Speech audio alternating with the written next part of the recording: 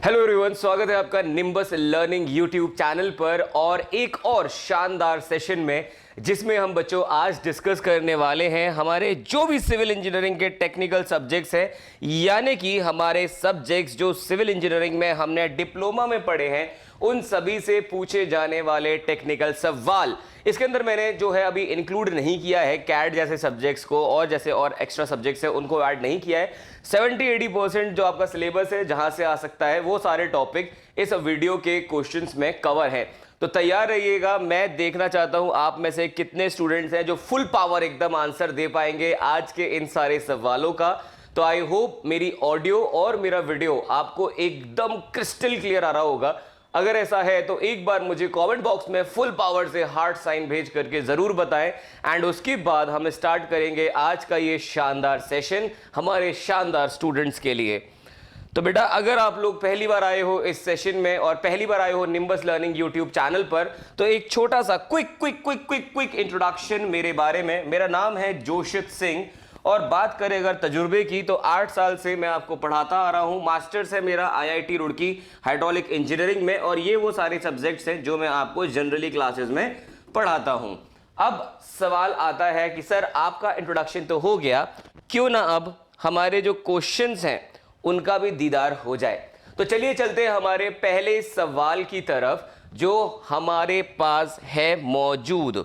पहला सवाल बच्चों आप लोगों की स्क्रीन पर है। शुरुआत हमने करी है बिल्कुल सिंपल सॉर्टेड से क्वेश्चन के साथ, जिसका क्वेश्चन कहता है the initial setting time of OPC यानी कि ordinary Portland cement should not be less than कितना बेटा, इनिशियल सेटिंग टाइम कितना minimum how much it should B. Quick answer आएगा। क्या है वो 10 मिनट्स, क्या है वो 30 मिनट्स, क्या है वो 600 मिनट्स, माय गॉड, या फिर है 90 मिनट। एवरीबॉडी देखो, आप लोगों को इस बारे में जानकारी जो दी गई है IS 269 जो है इसमें आपको ये जानकारी दी गई है कि ऑर्डिनरी पोर्टलैंड सीमेंट जो है उसका या सेटिंग टाइम रहेगा, it is going to be how much, initial setting time OPC के केस में। एक बार फटाफट से सारे बच्चे कमेंट बॉक्स में आंसर करेंगे इस सवाल के बारे में, क्योंकि ये सबसे बेसिक सवाल अगर हो सकता है तो वो इस तरह का हो सकता है। तो राइट आंसर जो होगा हमारा इनिशियल सेटिंग टाइम का वो होने वाला है कितना बेटा, 30 मिनट। किसने बोला है? IS ने बोला है, इंडियन स्टैंडर्ड 269 ने आपको बोला है। और जो फाइनल सेटिंग टाइम होता है, final setting time should not exceed 600 minutes या फिर 10 आवर्स। किसको बोल रहा हूं मैं? फाइनल सेटिंग टाइम कितना होना चाहिए बच्चा? 10 घंटा। ठीक है, शुड नॉट एक्सीड, इससे ज्यादा नहीं होना चाहिए। बहुत बढ़िया, बहुत सारे स्टूडेंट्स ने एकदम सटीक जवाब दिया है। अगला सवाल आपसे पूछा जा रहा है the presence of which of the following causes bulk of sand. Bulk of sand बेटे, बल्क ऑफ सैंड आपसे पूछा जा रहा है। देखिए सर, इस कॉन्सेप्ट को थोड़ा हम नरमी से आराम से समझ भी लेते हैं। होता क्या है कि जब ये चीज जिसके बारे में भी ये सवाल पूछा गया है, the presence of which of the following, इनमें से कोई एक चीज ऐसी है जो क्या करती है कि जो हमारे सॉलिड हैं मिट्टी के, उनके ऊपर आकर के एक लेयर बना लेता है, एक थिन लेयर बना लेता है।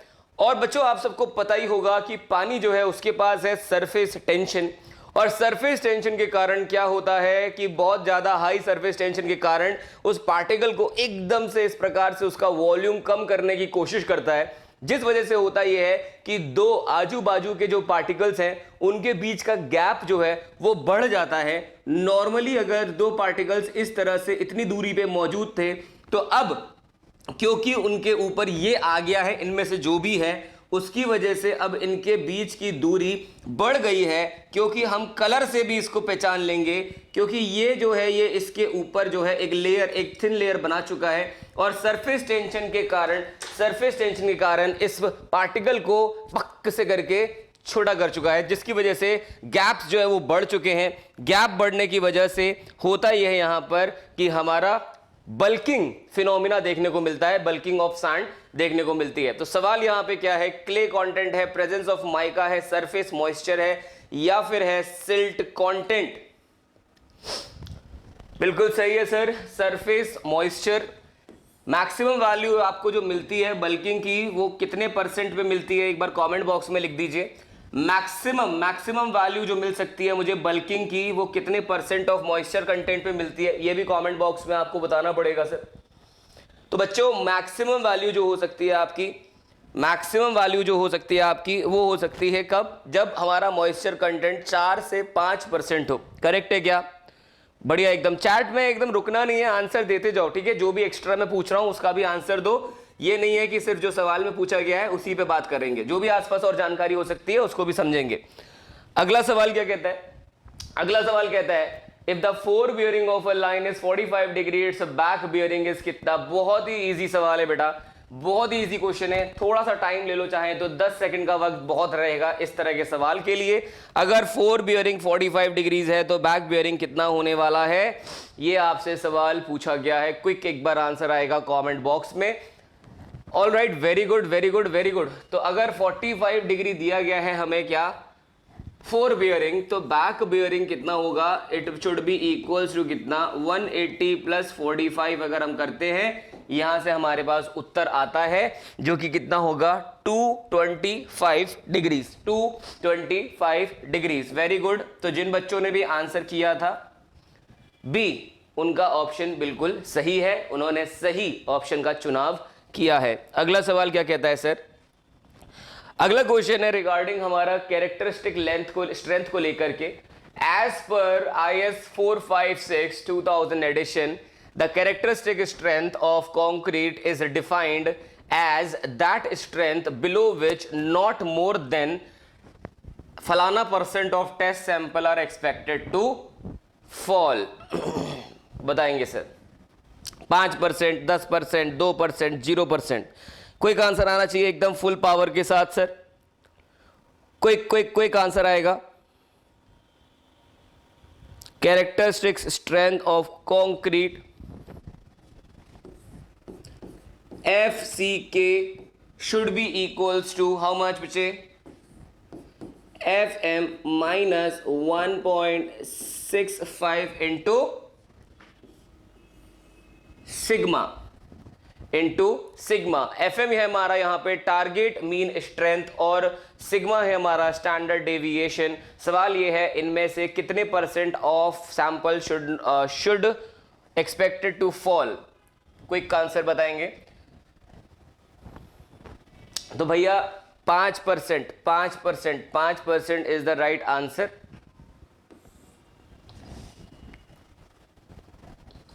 5% इज द राइट आंसर। अगला सवाल,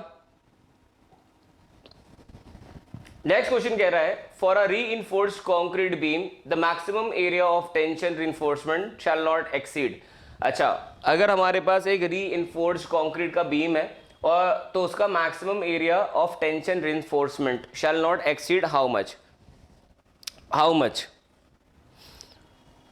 देखो, अगर हम चाहते हैं कि अच्छे से जो हमारा कंक्रीट है उसको हम पोर कर पाए, डाल पाए, तो यहाँ पे हमें मेक श्योर करना होगा कि हम कंजेशन जो है उसको भी प्रिवेंट करें। ठीक है, कंजेशन भी नहीं होना चाहिए, अच्छे से पोरिंग भी होनी चाहिए। तो इसीलिए IS 456 जो है वो हमें बोलता है कि आपका जो ये बीम आप बना रहे हो ना, it should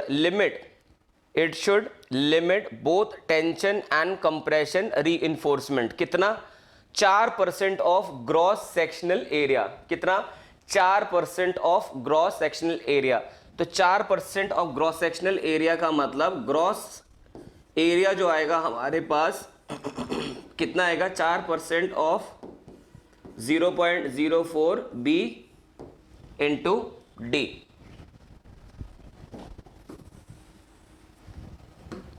B into D। तो राइट आंसर क्या हुआ? बहुत बढ़िया, बहुत स्पीड से आप लोगों ने आंसर दिया है, सुपर्ब, अमेजिंग। अगला सवाल आगे बढ़ेंगे।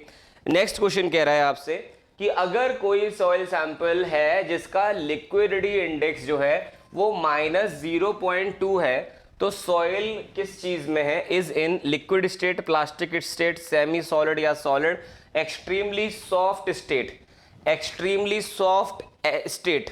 क्विक आंसर करेंगे कमेंट बॉक्स में, बिना रुके बिना थमे। लिक्विडिटी इंडेक्स कितना होता है boss? WN/WP divided by IP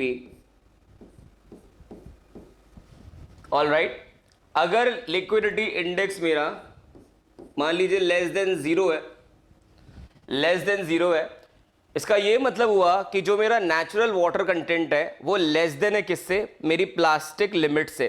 तो Wn is less than, Wn is less than Wp, तभी ना ऐसा होगा कि ये वैल्यू जीरो से कम होगा, राइट। और अगर ऐसा है तो इसका मतलब है कि मेरी जो सॉइल है वो स्टिफ है या वो ब्रिटल है। अगर ऐसा होगा तो इसका मतलब है कि सॉइल मेरी या तो स्टिफ है या तो ब्रिटल है, बहुत ज़्यादा ब्रिटल है। तो अगर ऐसा केस बनेगा दोस्त, तो ऐसे केस में जो हमारी सॉइल होगी वो या तो सेमी सॉलिड स्टेट में होगी या फिर होगी वो सॉलिड स्टेट में। और सॉलिड स्टेट, अगर बच्चों ये वैल्यू IL जो है मेरा इट इज ग्रेटर देन 1, अगर ये 1 से ज़्यादा है तो ऐसे केस में हम बोलेंगे कि जो हमारा ये सॉइल है वो लिक्विड के जैसा बिहेव करेगी। ठीक है, ये एडिशनल जानकारी भी है और इसको आप नोट भी कर लेंगे। आंसर था इसका ऑप्शन सी, क्योंकि -0.2 वैल्यू आ रखी है हमारे पास। अगला क्वेश्चन क्या कह रहा है, अच्छा, critical hydraulic gradient IC of a soil deposited with specific gravity G is equals to 2.65 what ratio. ये तो ये क्लास में भी हमने डिस्कस किया था, जब इरिगेशन इंजीनियरिंग का भी हम सवाल लगा रहे थे तब भी हमने इसको देखा था, जहां पे फील्ड कैपेसिटी में गामा डी नहीं दिया हुआ था और पोरोसिटी दी हुई थी और सैचुरेशन 1 बोला हुआ था। उस सवाल में भी हमने इसको डिराइव किया था, और सॉइल मैकेनिक्स में तो आपने इसको बेसिक पढ़ाई है, मैंने वहीं से रेफरेंस लिया था इसका इरिगेशन का क्वेश्चन सवाल करने के लिए भी। तो यहाँ से बच्चों आप लोगों को पता होना चाहिए जो हमारा हाइड्रोलिक क्रिटिकल हाइड्रोलिक ग्रेडियंट है, क्रिटिकल हाइड्रोलिक ग्रेडियंट है वो कितना होना चाहिए, क्रिटिकल हाइड्रोलिक ग्रेडियंट जो होना चाहिए it should be equals to G-1 and 1 plus E। तो वैल्यूज पुट कर सकते हो आप यहां से, 0.65 है और एक है 2.65, तो 2.65 -1 और दूसरा है 1 प्लस 0.65, राइट। तो यहां से हमारे पास जो वैल्यू आएगी it will be equals to what, it will be equals to 1.65 by 1.65, correct. तो यहां से जो आंसर आएगा दैट इज 1, विच इज 1। तो अगर एग्जिट ग्रेडियंट जो है वो 1 के बराबर है, राइट, एग्जिट ग्रेडियंट 1 के बराबर है, तो कौन सी कंडीशन है जो यहाँ पे अकर हो सकती है, एक बार आप मुझे बताएंगे फटाफट एवरीबॉडी। अगर 1 के बराबर आ गया है तो कौन सी कंडीशन है जो यहाँ पे अकर हो जाएगी इस केस में, बिल्कुल सही सर, करेक्ट। तो यहाँ पे हमारा क्विक सेंड कंडीशन अकर हो जाएगा जैसे ही ये वैल्यू 1 के करीब पहुंचेगी या 1 बराबर हो जाएगी। अगला सवाल देखते हैं क्या कह रहा है, सर्वे से ये क्वेश्चन है, in a closed traverse if the sum of northing exceed the sum of southing by 1 meter and the sum of eastings exceed sum of westing by 1 meter the closing error is। ये वो वाले सवाल है जो आप mental math से solve करते हो, माने कि इसको आपको लिखने की भी ज़रूरत नहीं है, अगर आपको इसका फॉर्मूला याद है तो आप इसको डायरेक्टली भी मन में सॉल्व भी कर पाओगे।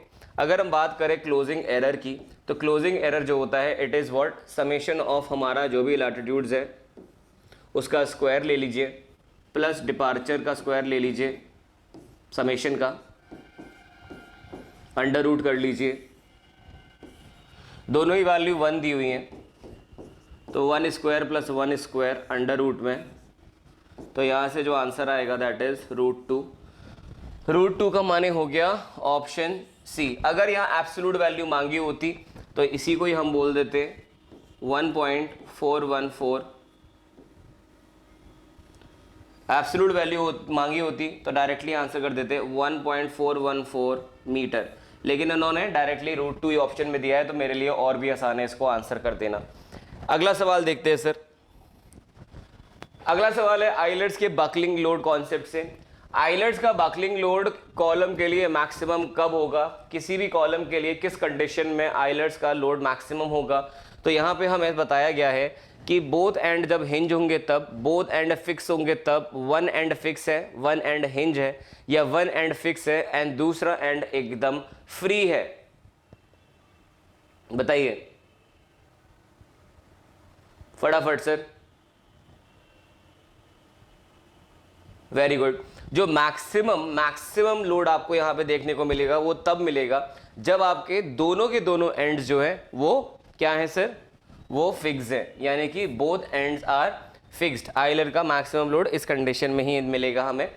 नेक्स्ट क्वेश्चन कहता है at the neutral axis of a beam the shear stress is how much. At neutral axis always zero, maximum for rectangular section, minimum equal to the bending stress. तो आप सबको जैसे कि पता है टाउ मैक्स बराबर कितना सर, 1.5 यानी कि 1.5 गुना ऑफ टाउ एवरेज।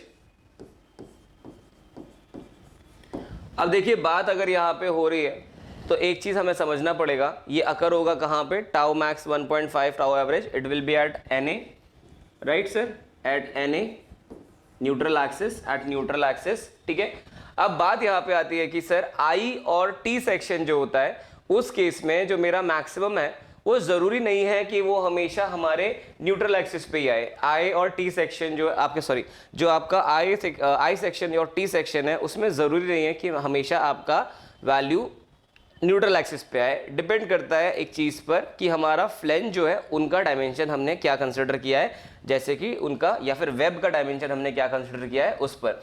लेकिन यहाँ हम बात कर रहे हैं किसके बारे में, हम बात कर रहे हैं ये रेक्टेंगल के बारे में। ये रेक्टेंगल के केस के लिए हम बोल रहे हैं। तो रेक्टेंगल के केस में ये बिल्कुल सही है कि मैक्सिमम हो जाएगा for rectangular section at neutral axis. Shear stress की बात करूँ तो कितना हो जाएगा, 1.5 times of average value. Which gas is primarily responsible for the crown corrosion at concrete sewers. तो कंक्रीट सीवर जो होता है सर उसमें भी कोरोजन देखने को मिलता है क्राउन पर। माने अगर ये कोई सीवर है तो इसका जो क्राउन होगा उसमें जो कोरोजन आएगा उसके बारे में ये सवाल आपसे पूछा गया है। ये सीवर है, इसका जो क्राउन है विच इज दिस, राइट। यहाँ पे जो भी आपको कोरोजन देखने को मिलेगा, सवाल पूछा गया है ये किस गैस की वजह से होगा। तो देखो आंसर इसमें वही होगा जो भी कंक्रीट के अंदर हमारा कोरोजन ला सकता है गैस, वही इसका सही आंसर भी है। कार्बन डाइऑक्साइड है, मीथेन है, H2S है या फिर अमोनिया है। फटाफट से एक बार आंसर कर देंगे सर।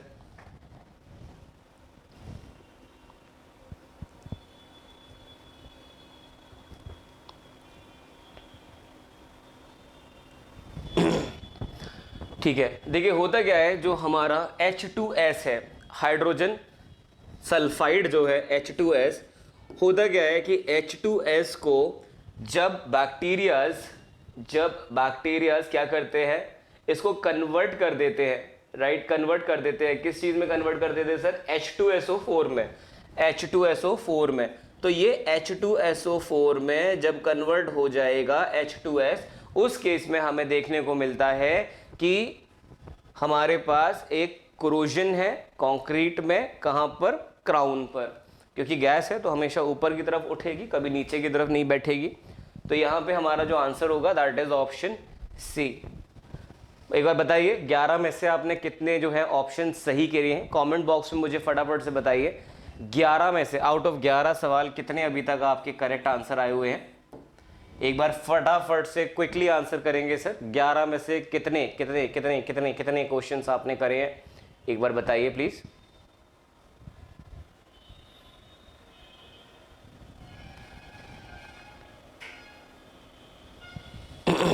वेरी गुड, सही है सर। अगला सवाल क्या कहता है, If a design speed is 100 kmph and the radius of curve is 250, equilibrium count for broad gauge will be gv²/127r वाला फॉर्मूला लगा सकते हो उसमें आप। ये होमवर्क है, इस वीडियो के एंड में मुझे इसका आंसर कमेंट बॉक्स में आप देंगे जैसे ये वीडियो एंड होती है उसके बाद, अभी नहीं उसके बाद। अगला सवाल क्या कह रहा है, a rectangular channel carries water at a depth of 2 metre with velocity 2 meter per second, with velocity 2 meter per second, 2 meter per second, the Froude number will be how much। तो Froude नंबर का direct यहाँ पे आपको formula लगा करके value निकाल लेनी है। Froude नंबर का डायरेक्टली फॉर्मूला लगाकर यहाँ पर आपको वैल्यू निकाल लेनी है, राइट। V/√GD हम लोगों ने ओपन चैनल फ्लो में इसको पढ़ा हुआ है।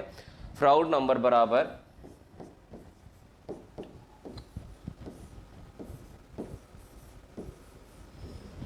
GD। यहाँ से हमारे पास जो वैल्यू दी गई है वो है ये 2। एक्सेलरेशन ड्यू टू ग्रेविटी को मैं 9.81 लेके करता हूँ, a/2 डिवाइडेड बाय दिस। इसको जब आप सॉल्व करते हो तो आंसर आपका लगभग 0.0443 आएगा, तो 0.443 राइट। तो यहाँ से हमारे पास जो करेक्ट आंसर है दैट इज हाउ मच, 0.45। तो इसको हम 0.45 कंसिडर करके चलेंगे, और जब बात 0.45 की है तो ए है। अब यहाँ पे ये जो वैल्यू आई है फ्राउड नंबर की, क्वेश्चन मेरा ये है कि हमारा जो फ्लो है वो क्रिटिकल है, सब क्रिटिकल है या सुपर क्रिटिकल है। अगर हमारे पास जो वैल्यू है वो 0.45 है, प्लीज़ एक बार कमेंट बॉक्स में लिख के बताएंगे हमें।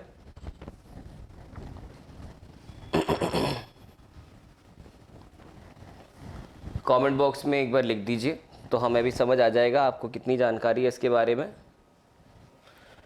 तो क्योंकि सर ये वैल्यू लेस देन 1 है, क्योंकि ये वैल्यू लेस देन 1 है, हमारा फ्लो जो है वो सब क्रिटिकल इन नेचर है। 1 से बड़ा होता तो क्रिटिकल होता, 1 के बराबर होता तो क्रिटिकल होता, आई मीन 1 से बड़ा होता तो सुपर क्रिटिकल होता, 1 के बराबर होगा तो क्रिटिकल होगा। अगला क्वेश्चन आपकी स्क्रीन पर मौजूद है। The presence of sullage refers to what. अब यहाँ पे हम बात कर रहे हैं सुलेज की। सुलेज क्या होता है? सुलेज को हमने डिफाइन किया है एनवायरमेंटल इंजीनियरिंग में, जब हम अलग अलग प्रकार के वेस्ट की बात करते हैं।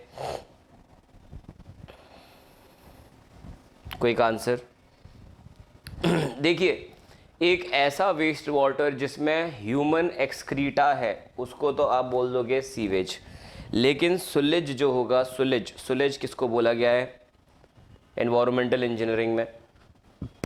वेस्ट वाटर फ्रॉम टॉयलेट, ये तो नहीं होगा, इसमें ह्यूमन एक्सक्रीटा मिलेगा। Waste water from kitchen and bathroom, waste water from industries, या फिर रेन वाटर रन ऑफ, इसको तो स्टॉर्म वाटर बोल दोगे आप। कोई answer please? Okay sir, very good. तो जो भी पानी आपके पास किचन से या बाथरूम से आता है दैट इज योर सलेज। टॉयलेट की बात नहीं हो रही है, बाथरूम की बात हो रही है, तो ह्यूमन एक्सक्रीटा इसमें कंसिडर नहीं होगा। अगला क्वेश्चन क्या कहता है? According to IS 800 2007 edition, the maximum slenderness ratio for a tension member subjected to reversal of stress due to load other than winds and seismic is equals to what? Is what?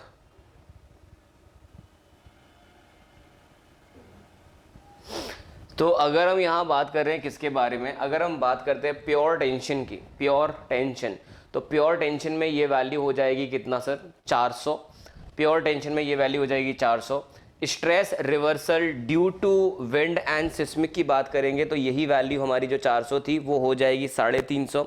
अगर हमने इसको consider किया है due to seismic and due to wind, तो ये हो जाएगा हमारा 400 से आ जाएगा ये 350 पे। लेकिन अगर यहाँ बात चल रही है डायरेक्ट लोड की, डेड हो या लाइव हो, हमारे पास विदाउट कंसिडरिंग अदर देन बोला है इसमें विंड एंड सिस्मिक, तो आंसर जो है इट इज़ 180। 180 पे इसको रेस्ट्रिक्ट किया गया है, 180 पे इसको रेस्ट्रिक्ट किया गया है। अगला सवाल। अच्छा, अगले सवाल आने से पहले वो सारे स्टूडेंट्स जिनको BTSC JEE में क्वेश्चन प्रैक्टिस अभी नहीं करनी है क्योंकि सिलेबस नहीं हुआ है, वो ये कोर्स को देख सकते हैं। इस कोर्स में आपको थ्योरेटिकल सारी क्लास मिलती है रिकॉर्डिंग में, और प्रैक्टिस सेशन सारे लाइव मिलते हैं, तो ये हम लास्ट में एक बार डिस्कस कर लेंगे। अभी अगले सवाल पे चलते हैं। अगला सवाल कहता है कि यूनिट हाइड्रोग्राफ हैज़ क्या? एक यूनिट हाइड्रोग्राफ के पास क्या है sir? 1 centimetre of rainfall excess, 1 centimetre of total rainfall, 1 hour of duration, या फिर 100% of run off coefficient. Unit hydrograph है, ज़्यादा इस पर टाइम नहीं लगाएंगे, बहुत ही फंडामेंटल क्वेश्चन है। 1 centimetre of rainfall axis is the right answer. अगला क्वेश्चन क्या कहता है? Leaching is a process used in, leaching process कहाँ पे यूज़ किया जाता है?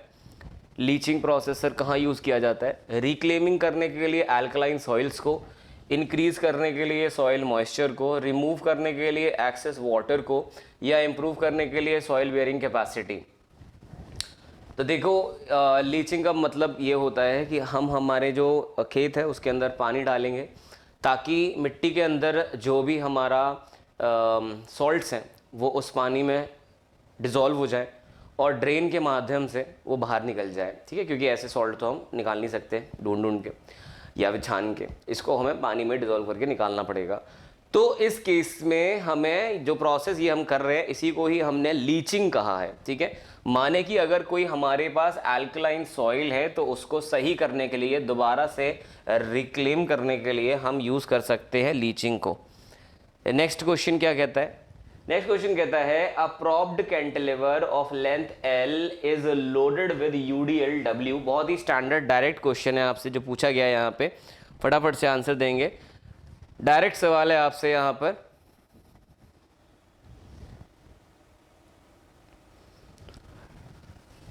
बताएंगे सर। तो यहाँ पे जो वैल्यू आएगा R is equals to how much बचे? It will be equals to 3WL/8 या 3/8 WL, जैसे भी आपने पढ़ाया होगा, आपको पढ़ाया गया होगा उस हिसाब से आंसर करेंगे। ऑप्शन बी इज करेक्ट यहाँ पे। नेक्स्ट क्वेश्चन क्या कहता है? Coefficient of curvature for a well graded soil must be between. तो coefficient of curvature well graded के लिए पूछा है, वेल ग्रेडेड सॉइल के लिए यहाँ पे आपसे पूछा है कोफिशिएंट ऑफ कर्वेचर कितना रहेगा सर?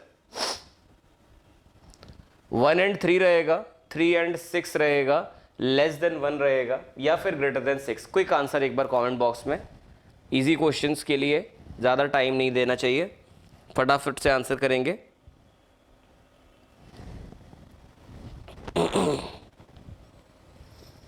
ऑलराइट, तो अगर यहाँ पे चर्चा उठेगी कभी भी वेल ग्रेडेड सैंड के बारे में या वेल ग्रेडेड ग्रेवल के बारे में, तो वैल्यू हमेशा कितना रहेगा? 1 and 3 के बीच में रहेगा, ठीक है, 1 and 3 के बीच में ही रहेगा।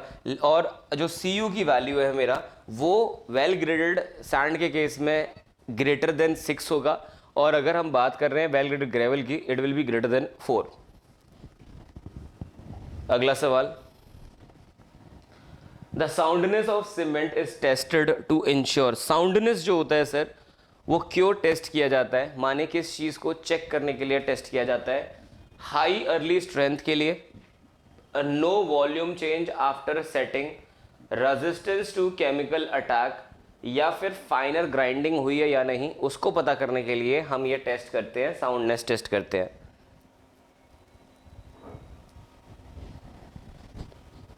कभी भी अगर हमारा जो सीमेंट है वो अनसाउंड होगा ना, तो वो क्या करेगा, उसका वॉल्यूम चेंज होगा सेटिंग के बाद, ठीक है, उसका वॉल्यूम जनरली एक्सपैंड होगा हार्डनिंग के बाद, और अगर एक्सपैंड हो जाएगा तो वो क्रैक भी कर सकता है। तो उसी को ही चेक करने के लिए साउंडनेस टेस्ट होता है, यानी कि हमें ये चेक करना है कि किसी भी प्रकार का वॉल्यूमेट्रिक चेंज तो नहीं आया है, यही इसका पर्पज़ होता है। अगला सवाल कह रहा है, in a doubled reinforced beam if the depth of the actual neutral axis is greater than the critical neutral axis, इस सेक्शन को हम कहेंगे under reinforced, over reinforced, balanced बोला जाएगा, या इसको बोला जाएगा क्या, नॉन होमोजीनियस।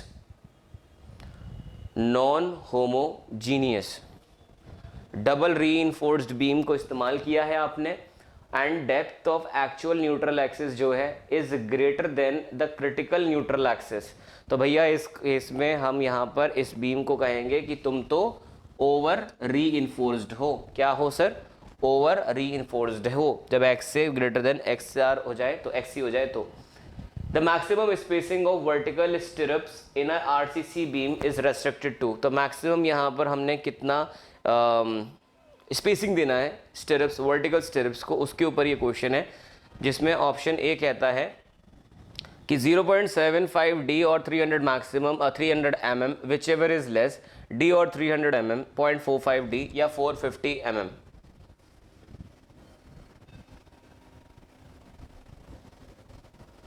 हमें देखो स्टिरप्स जो देने होते हैं ना, उनका पर्पज़ ये होता है कि जो टेंशन क्रैक आ सकता है उसको हम प्रिवेंट करें। तो कोशिश ये रहेगी कि इनकी जो स्पेसिंग करी जाए स्टिरप्स की, इनकी स्पेसिंग ऐसे की जाए कि एटलीस्ट एक स्टिरप जो है मेरा वो एक टेंशन क्रैक को ज़रूर प्रिवेंट करे, या फिर जहाँ मेरा एक माने मल्टीपल, मान लो हमें पता है टेंशन क्रैक आएगा, तो हर एक टेंशन क्रैक के लिए एटलीस्ट एक स्टिरअप मेरे पास मौजूद होनी चाहिए। इसी को दिमाग में रखते हुए मैं डिज़ाइन कर रहा हूँ यहाँ पे चीज़ों को। अब यहाँ से सोच करके जो वैल्यू आएगी मेरे पास, यानी कि स्पेसिंग की, वो होगा कितना, 0.75 डी से लेकर के 300 या फिर 300 mm ले लेंगे, जो भी कम होगा उसको, क्योंकि मेरी कोशिश है कि ज़्यादा पास में रहे, इसीलिए हम मिनिमम वैल्यू को कंसिडर करेंगे। नेक्स्ट क्वेश्चन क्या कहता है, which test is use to find workability of a very dry concrete. बिल्कुल जीरो स्लम्प है, तो इनमें से कौन सा टेस्ट है जो सबसे ज़्यादा फेवरेबल है हमारे लिए अगर हम चाहते हैं यहाँ पे वर्केबिलिटी को ढूंढना।